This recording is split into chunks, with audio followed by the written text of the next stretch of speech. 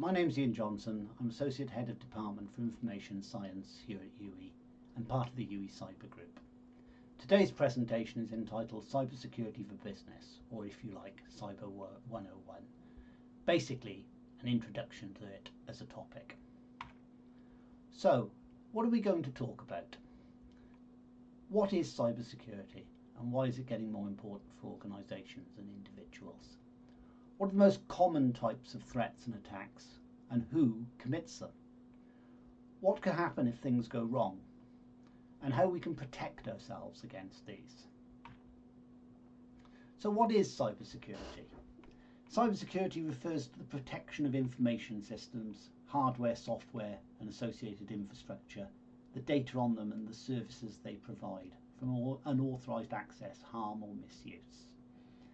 This definition comes from the National Cybersecurity Centre. It's a little dated, it's from their strategy document in 2016. Every definition varies slightly.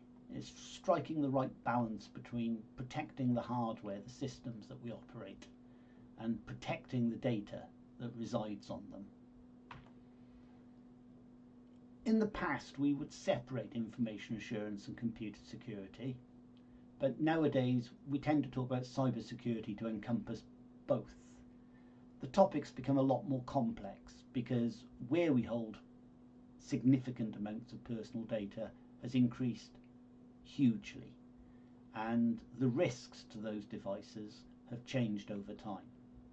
So what we're trying to do is protect the devices that we use, the services that we use, and the personal data that they hold.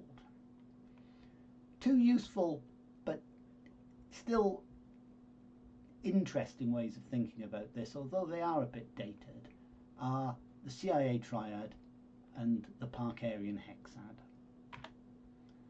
The CIA triad's the oldest of these two. It divides the responsibility of cybersecurity into three areas: confidentiality, integrity, availability. Confidentiality, people who aren't supposed to access data can't. Integrity, it maintains its accuracy and completeness. Availability, we can actually use it. If we look at the Parkerian Hexad, Parker, much later in the late 90s, extended this.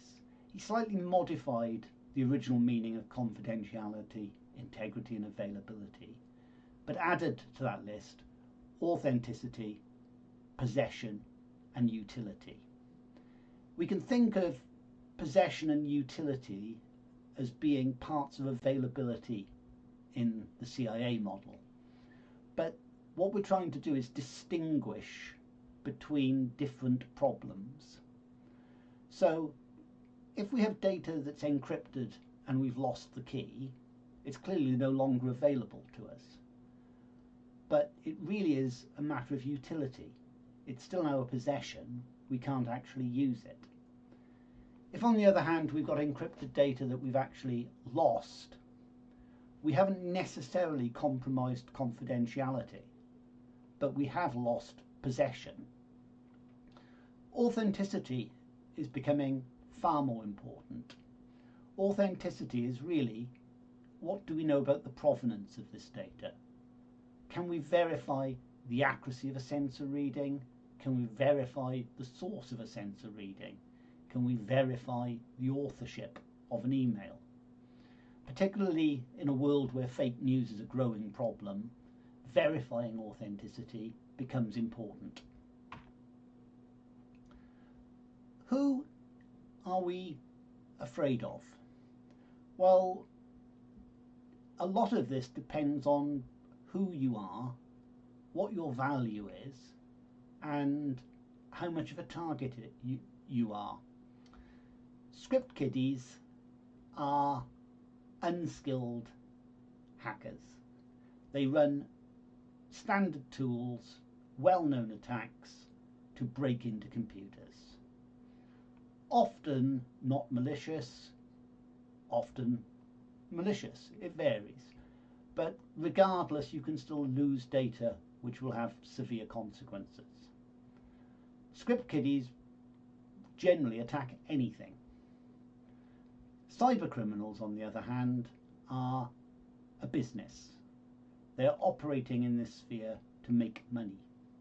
So they will quite happily attack individuals with things like ransomware, but in general, they're looking for a profitable route, not a destructive route. State-sponsored organisations are a different problem altogether. One, they have access to massive resources. Two, they will often attack systems using totally unknown exploits, what are commonly referred to as 0 days, called 0 days because we've known about them for 0 days. And in general, if they're trying to obtain data, it's going to be of high value. Industrial espionage, politics, spying on foreign politicians, that sort of thing. Deploying 0 days attacks is very costly, and equally these are one-shot devices. If I use a totally unknown exploit and somebody discovers it, it's no longer unknown. I may only get the opportunity to do this once. Insider threats are a much more general and bigger problem. When we talk about insider threats, we're talking about people attacking our systems who should be there, for want of a better phrase. Employees, contractors, cleaners, if you like. So their motivation will vary dramatically. It could be an accident, it could be malice, it could be they're a paid informant for a competitor, all sorts of reasons. How do we protect against these? Well, I don't want to go into much detail here. Much of the protection is really technical approaches. What we're doing is we're implementing technical controls to prevent things going wrong.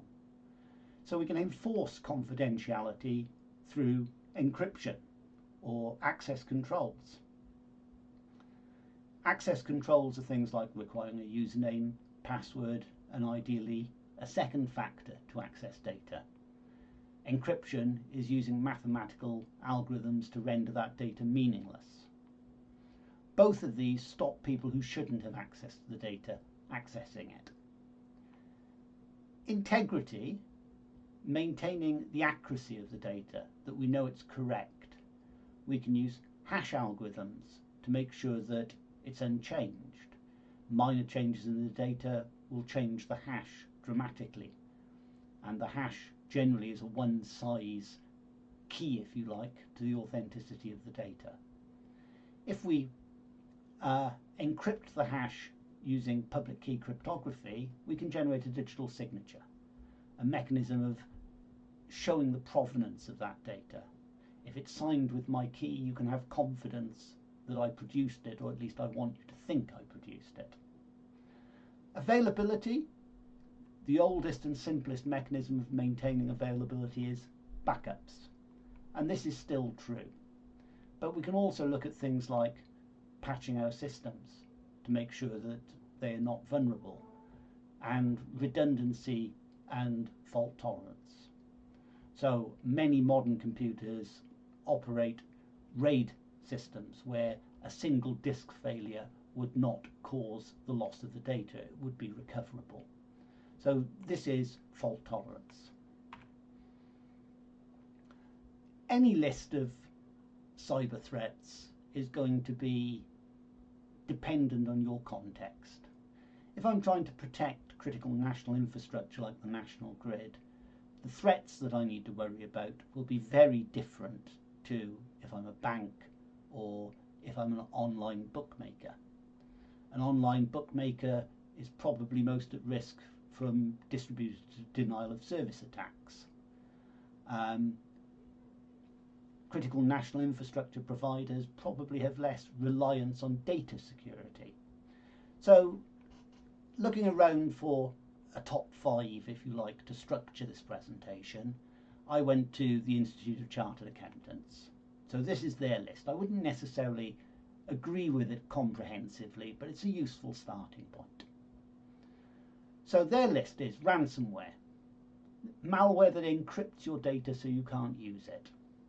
Generally, you'll be offered the opportunity to pay a ransom. Sometimes you'll pay the ransom and get the data. But again, there's a large amount of debate about whether it's good practice to pay ransoms, because it encourages more ransomware, and whether, even if you pay, you'll get the data. Phishing is luring people into performing actions or providing data surreptitiously. Phishing is a major problem and comes in many forms, and we could probably structure an entire presentation on phishing alone. Data leakage I wouldn't really say is a threat. Data leakage is the result of other forms of compromise. So you could leak data as a result of phishing, hacking, and insider threat. But a data leakage without a cause would be a little unusual. However, it's in their list, so I'm using it. Hacking, I don't like that as a description. We're talking about unauthorised access to computers. Hackers is the generic term nowadays, but many of us in the computing field would call ourselves hackers, even though we're not criminals. So that rankles a little with me, but I'm using that because that's the common phraseology we would use. Insider threats are where we lose utility due to the actions of someone who should be there. So it's the loss of data or system damage due to actions by an employee or a contractor. Let's take an example. What happens here? So NotPetya may well not have been ransomware. It may well have been a APT group masquerading as ransomware. But regardless, Maersk Shipping got struck by NotPetya. The net result of this was they didn't know whose goods were in which container, on which ship, or where the ships were. In a 21st century operation, all of this is computerized, and to a large extent they survived this because people had unnecessarily made paper notes and they were able to keep things ticking over. What were the consequences of this attack? Let's have a look at a couple of quotes. So, the chairman told the World Economic Forum that the cost to the company of this attack was between 250 million and 300 million.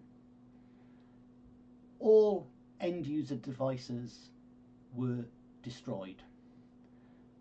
Maersk were very, very lucky. By chance, the key database to control their network, which was replicated across the world, one copy was on a machine in Nigeria. It had suffered a power cut. So when the attack happened, that one copy remained intact. It was retrieved from Nigeria on a disk, and it was used as the basis for building everything back. Without that, the consequences would have been far, far worse. None of their backups were usable. None of their services worked. They were blind. Ships would arrive in a dock, and whose goods were in which container? Well, your guess would have been as good as theirs. And chaos resulted, but they, over a relatively short period of time, given the circumstances, managed to recover. Phishing. This is an example of a phishing email. I've taken this one from the gov.uk website that's giving an example of HMRC phishing emails. What they're trying to do in this case is almost certainly get bank account details. And again, phishing plays on human psychology. It's trying to get you to do things. It's stressing the urgency or the importance or the financial value of doing what you're being asked to do. So in this case, and this is a current one, it says, due to COVID, you're eligible to a tax refund. And it's a random amount. It's not a fixed, it's not a square amount. Well-designed phishing attacks are very hard to detect. They should always give you cause for concern if you're not expecting that email or it's coming from an unexpected source. Low quality phishing will occur where phishers basically ship out, you've won an award to your bank or something to do with your bank account, and you might get one from a bank that you've never used, so you know it's fake. Better phishing emails are far more targeted, what people talk about spear phishing. So without being too precise, if I get certain documents in a certain form at a certain time from certain email addresses within UE, I will just open them because I couldn't do my job if I didn't. If a miscreant was able to fake that, then they could embed malware in that document and commit a successful attack. So the general advice is don't click on links, but this is the 21st century. If we don't click on links, nothing works. Better advice is think about the provenance of what you're reading. If you get an email or a text off your credit card company, your credit card will have a phone number printed on the back of it. Ring that and ask them about it. They'll tell you if it's genuine. If there's a problem, they should be able to resolve it. So think about what you're clicking on and look at what the link is pointing at. Quite often they're very close to the correct name you'd expect, but they're usually not the same. So, as I said earlier, phishing is a complex subject in itself. We can phish via voice, email, text. We can do it to get someone to do something. So one type of phishing is commonly called CEO fraud. What you do is you pretend you're the director of a company and you need money transferred somewhere. So you email an employee. We get fake invoice phishing, where people are sending bills from a builder that purport to come from that builder. Oh, I've changed my bank account details. Can you send the money here? They can be to install malware. In general, installing malware requires positive actions on the user part. So installing malware is trying to get you to do something. And in general, it's click on or install something. So if somebody wants you to install software, always be suspicious. And finally, the most common one is harvest personal data. Personal data has value. Personal data is sold on the dark web. Your bank account and sort code are potentially worth money. If they've got a date of birth and other details, more so. And phishing always plays on human psychology. We're always trying to get people to do what we want. It's manipulation. It's social engineering, however you want to phrase it. Again, phishing tends to be topical. Within the industry, many companies run phishing campaigns to help companies reinforce good behaviour amongst their staff. And during this pandemic, there's been a lot of debate over whether using COVID-themed phishing messages was ethical. The other point is you're trying to get someone's interest. You're trying to get them to engage with what you've sent them. So this page here highlights the most common categories, and this is third quarter 2020. This is current. So for some strange reason, LinkedIn is now dominant. I say for some strange reason, I wouldn't have thought that LinkedIn was that popular, but it does seem to be for phishing. The other ones, someone may have accessed your account, new voice message, your friend tagged you in photos on Facebook.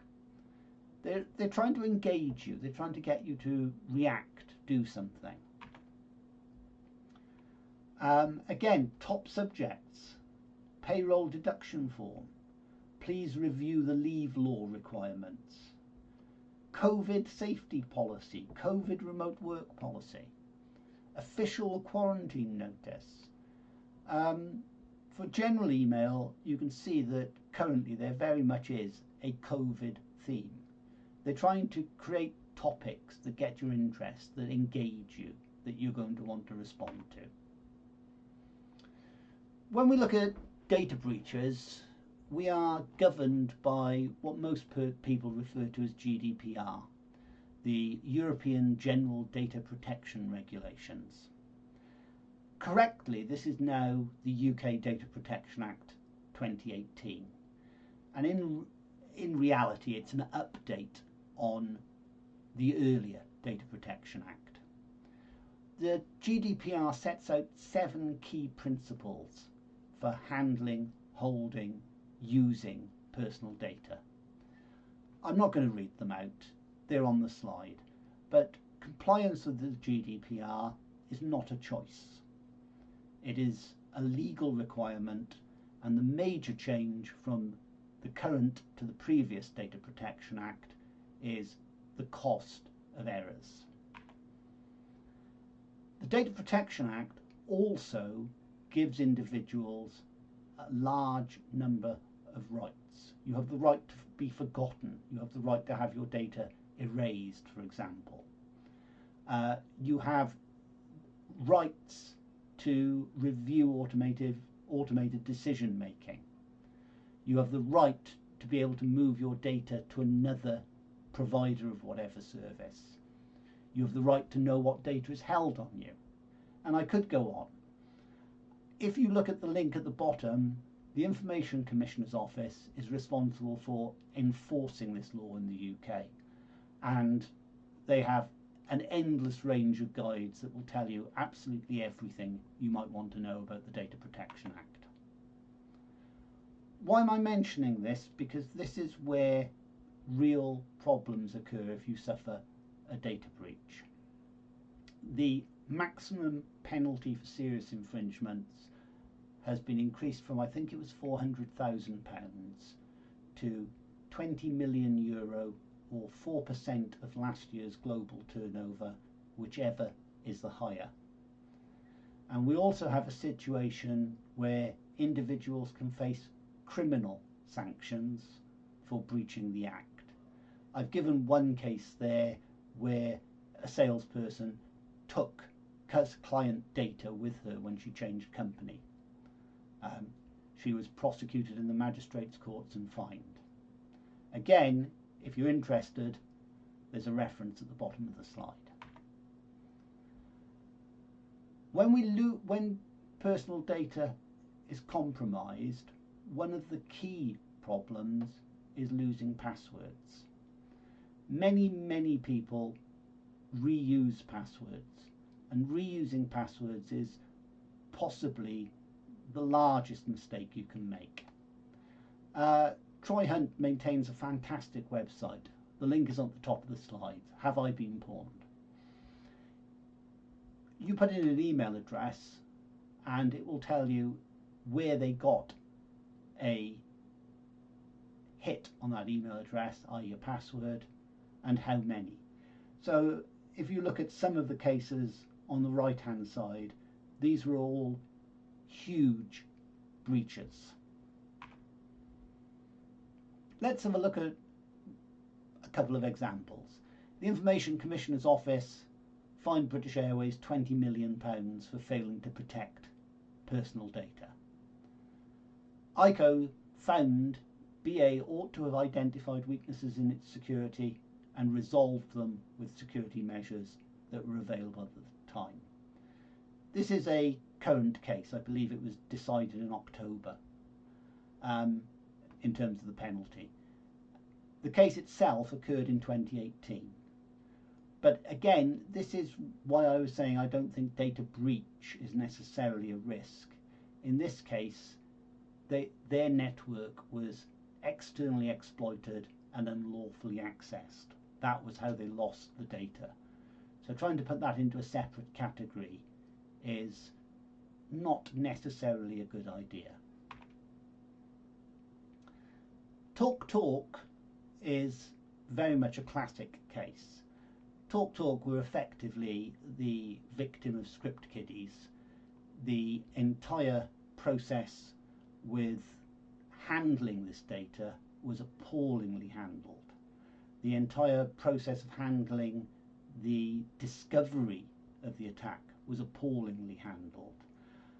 The Register, an IT newsletter, nicknamed Dido Harding the Queen of Chaos. She was CEO at the time. The cartoon at the bottom comes from XKCD, which is a geek cartoon scheme that we're going to have another one from shortly. This is illustrating the attack that TalkTalk was subjected to. This was an absolutely trivial attack that we've known how to fix for over a decade. The attack's called SQL injection. Again, if you're interested, it's something you can read around.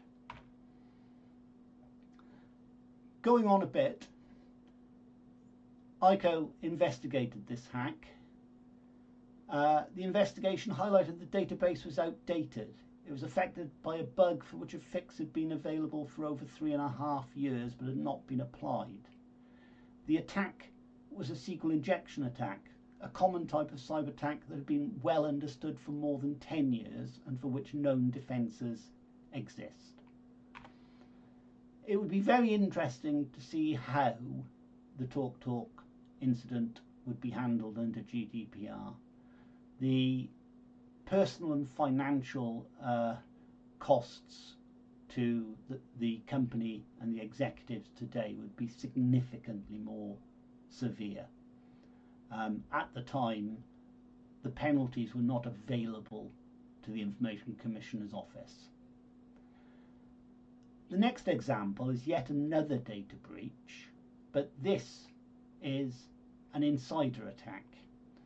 The Morrisons case. The Morrisons case is important because various people were trying to argue that the company that lost the data was responsible for the malicious acts of an employee who had a grudge against the company. Skelton was tasked with providing data to Morrisons auditors. Instead, he leaked it. The people whose data was leaked were trying to sue Morrisons. The Supreme Court effectively determined that Morrisons did not possess vicarious liability. They were not liable for Skelton's actions in this case. And that's significant because one of the other issues with GDPR case law is it's developing. Lots of things have not been tested by the courts. Lots of things are not necessarily certain as to the consequences yet. But the short version is that compliance is not an option, it's a legal requirement. So, how do we protect ourselves? I've put a link at the bottom, which unfortunately on the video I'm covering up, but I'll make the slides available separately. The link is to, again, the National Cyber Security Centre's Cyber Aware programme. The National Cyber Security Centre is, if you like, the public face of GCHQ. They're charged with educating and protecting the public. So their top 6 tips to protect yourself are: 1, create a separate password for your email. Why? because if people are trying to get you to reset things by sending links to your email, if someone has compromised your email, if they can compromise other things, the consequences will be worse. Create a strong password using 3 random words. I'll revisit this shortly, but in general, modern advice for good passwords is we pick 3 or 4 random words. We understand the association, they're not guessable.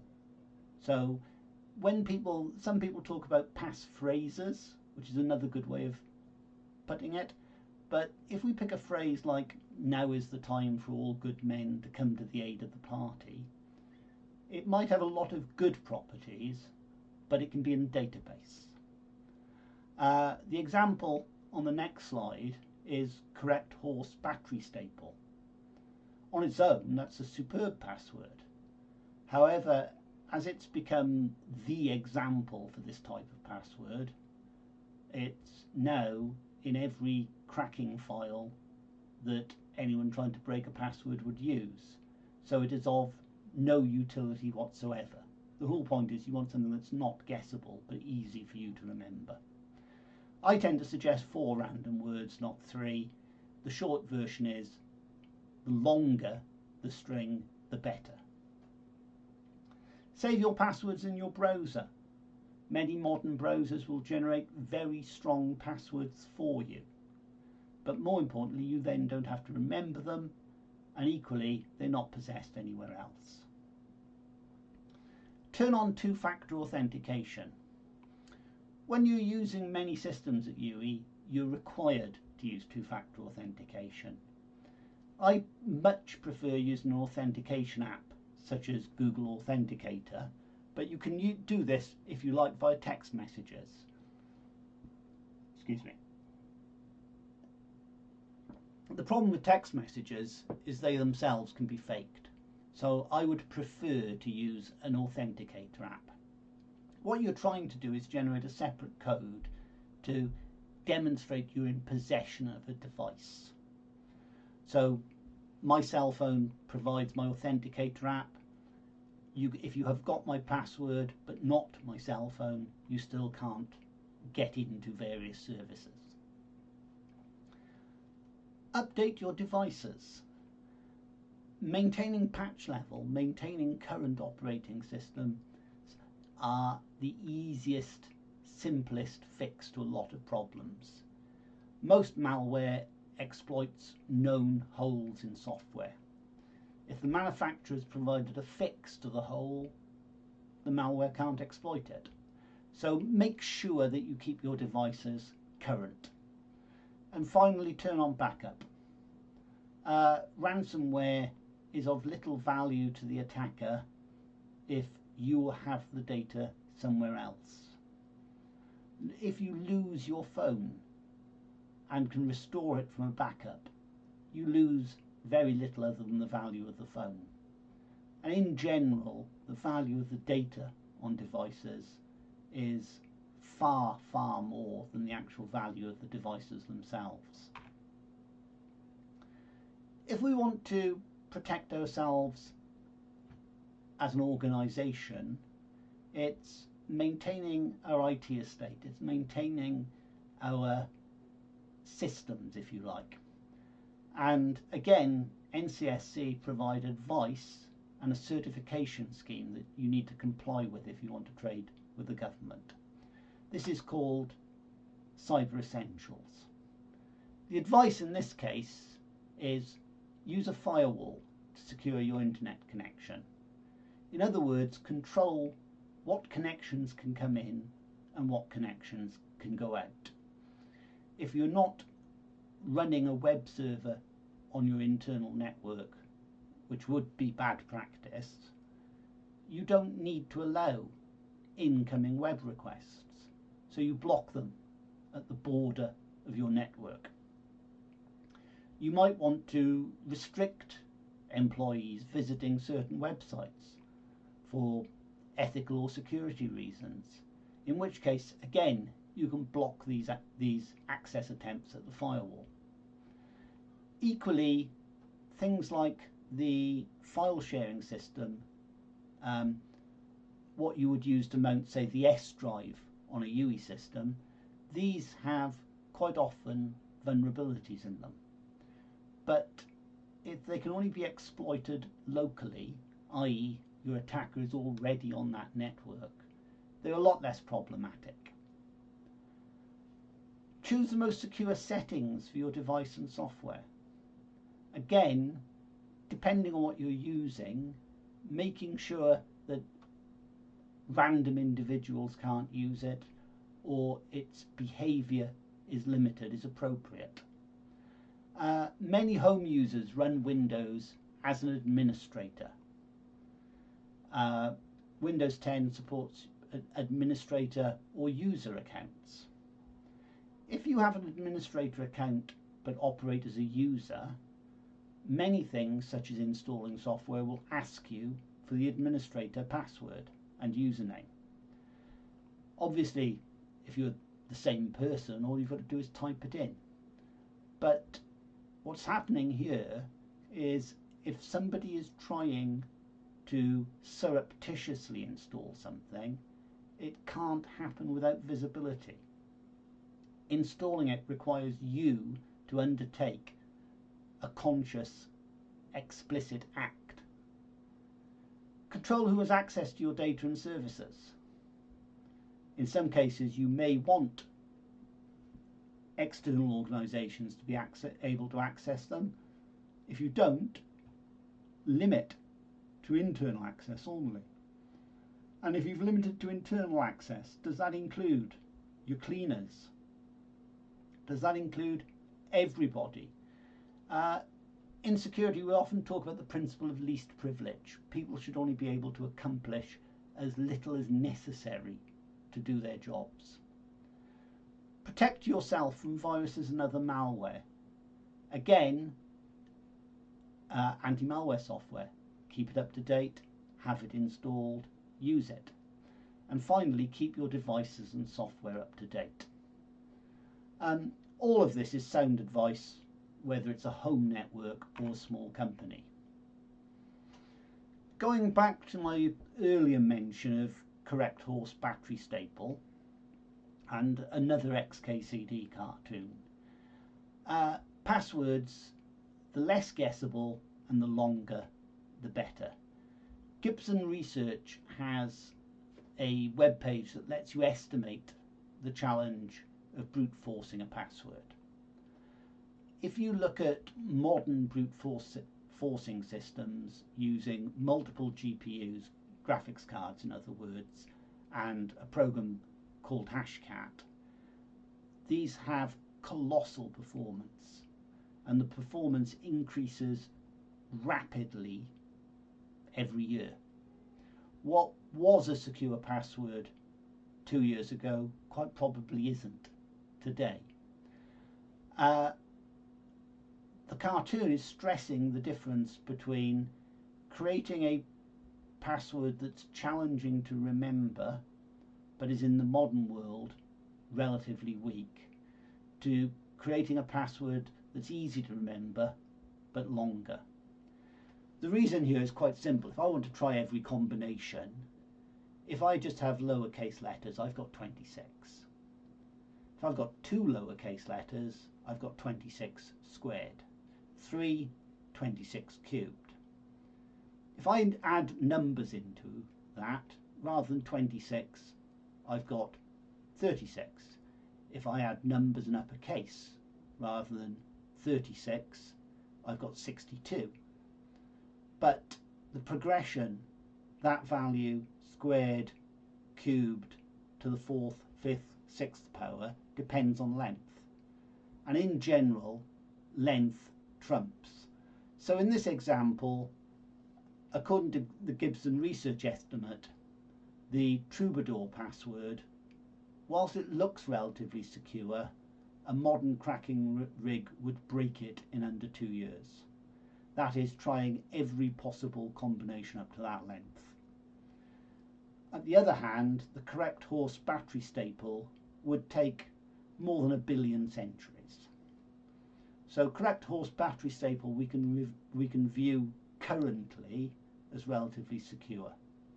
The troubadour is likely to get broken more quickly in the near future. If you want to know, type in some random passwords. And again, this is assuming that we're trying to attack them by just guessing every possible password. If we're using the most common password as was password, or the current most common password, password 1, these will be in dictionaries. And in many cases, people trying to break passwords will try words from a dictionary. If your password's in a dictionary, these estimates are unbelievably high for how long it will take to crack them. Cybersecurity itself as a discipline is huge. The CyBOK project run out of Bristol University has been trying to quantify the knowledge. This is a diagram illustrating all of the components of that. If you are interested, you can visit the CyBOK website and download documents describing what should be known in each of these areas. So if you like, it gets more technical as you go in. But a lot of cybersecurity is not technical. Law and regulation is not computer science. Risk management and governance is not computer science, but they're all important. And finally, if this actually interests you, 3 suggestions for further general reading. I like all of these books, and they're all accessible. They're not written for computer scientists. Crime.com is brand new, is beautifully written, and is my current bedtime reading. A journalist called Jeff White has written it, and it's an overview of where we are and how we got here in terms of most computer crime and malware. Countdown to Zero Day is a lot more detailed and a lot drier, but Kim Zetter's produced a superb book there, which is documenting the Stuxnet attack. The Stuxnet attack was the state-sponsored destruction of Iranian centrifuges. It employed zero-day exploits, was extremely sophisticated, and caused actual practical destruction. Joseph Menn normally writes for the Financial Times. Fatal System Error, it's about 10 years old, I think, now, and it's getting a little dated.